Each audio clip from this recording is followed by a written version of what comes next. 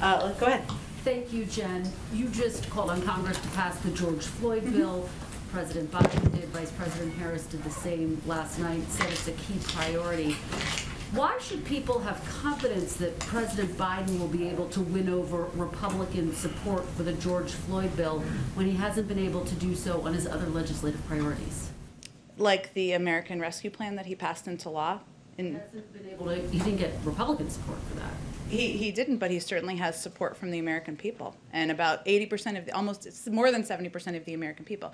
I will say, Kristen, that look, the president doesn't believe that he alone can pull the George Floyd Policing Act across the finish line. That is going to be up to Congress. And right now, there are negotiations that are happening. There are leaders in both sides that are having those discussions. The president obviously advocated, as you alluded to, last night in remarks he delivered after the verdict.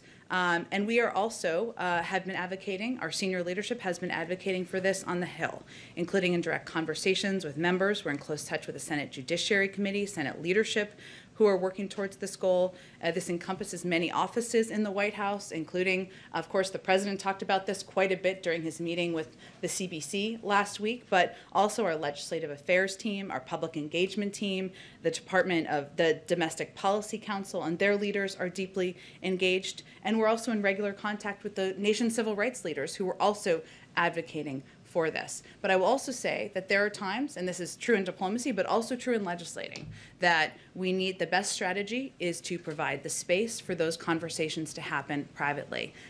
And that's part of our objective. I understand you're citing the fact that public polling showed there was bipartisan support for ARP, but in order to get the George Floyd bill passed, you need 60 votes. So I guess the question is, why should people have faith that the president will be able to get 60 votes to get the George Floyd bill passed? Well, I think what I was trying to convey, but let me try again, is that the president alone cannot pass the George Floyd Justice in Policing Act into law. How does he see his role in getting the George Floyd bill passed? Well, his role is to work with leaders in Congress, as he has, being in touch with leaders in Congress, in the Senate and House, also having a discussion with members of the Congressional Black Caucus, many of whom are playing important and prominent roles in getting this legislation across the finish line.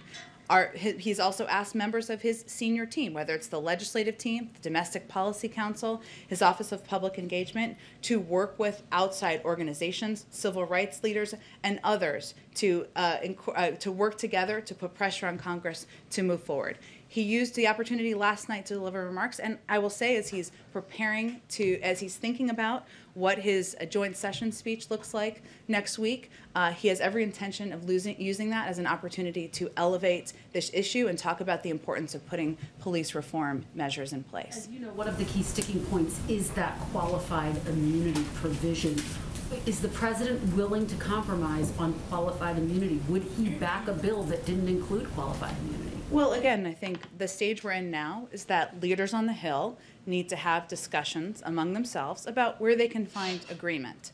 And often those discussions, just like it is the case in diplomacy, the best strategy, the most effective strategy is to allow for space for those conversations to happen privately.